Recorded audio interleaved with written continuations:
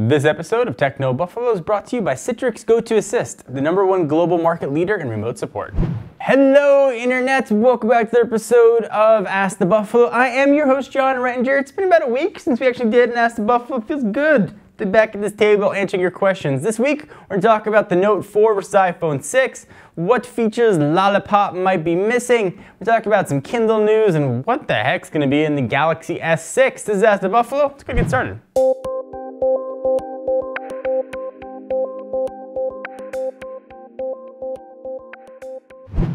Our first question comes from @KaramSummer, who asks, @John4Lakers, that's me, if you were to spend the money, which would be the best investment, the Note 4 or the iPhone 6 Plus? First, neither are a good investment, depreciating assets. Just never a good choice. But I'm not touching that one with the 10-foot pole because that's a trap. It's a trap, as Admiral Akbar would say. We're gonna do a head-to-head of both of those and we will pick a winner. But what I would say to you is if you want the customizable options of Android, go for the Android route. If you sort of are in the Apple ecosystem, go the iPhone route. That's all I'm saying with that. Or if you need the S Pen, check out the Note 4. But that comes down to your decision. Again, we'll film a video or I will tell you which one I would pick if I was spending the money. Next one comes from I am RCab, who asks, @John4Lakers, for Android 5.0 that you used, what things do you think it's still missing in it?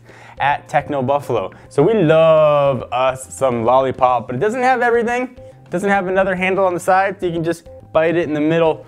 It's missing a few things that I think it really needs. First, a full backup and restore solution. I know it restores apps and kind of restores settings. It got a little bit better with Lollipop, but a full and complete backup and restore so I can go from any Android device to any Android device running a version of Lollipop and restore and have everything be there. That is huge for me. I'd also love to have built-in visual voicemails of having to run through an app or run through some sort of a third party. Those are two things that I think Android really, really needs. And I know before everybody yells at me that there are those kind of things if you root or do custom ROM. I'm talking about Lollipop as it ships on the next devices and as Google releases it. Just so I'm aware that you can do that. Don't think I'm not aware and start calling me dirty names. I know that's the thing.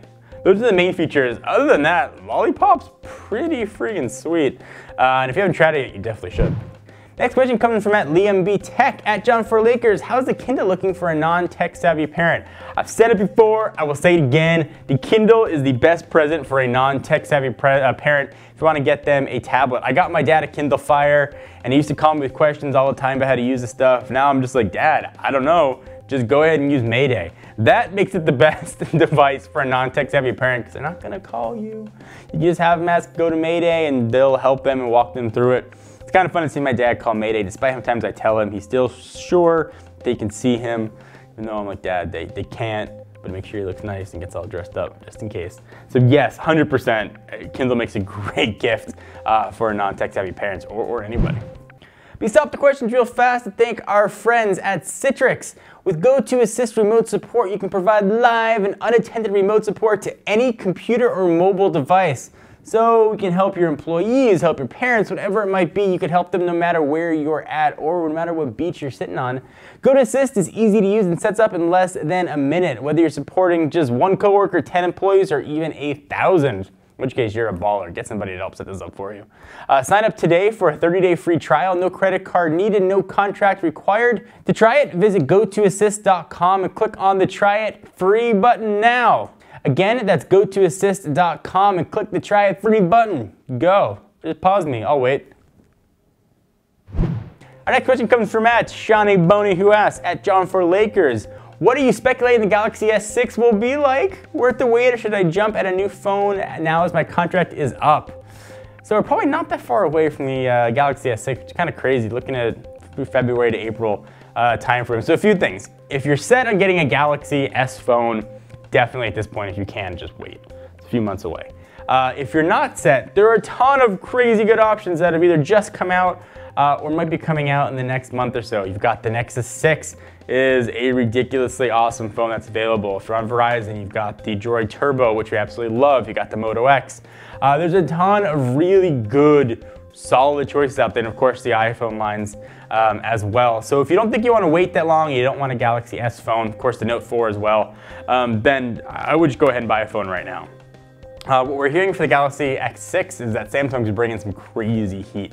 Galaxy S5 might not have been the sales success they're hoping for. We're hearing rumors as far-fetched as it having sort of 2 Galaxy Note Edge sort of curved displays, 4K display, all kinds of crazy stuff. I'd wager it being somewhere in the middle.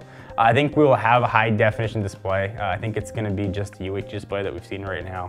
I think there'll be some sort of Note Edge feature built into that, maybe on the back or maybe one of the sides that can end up curving.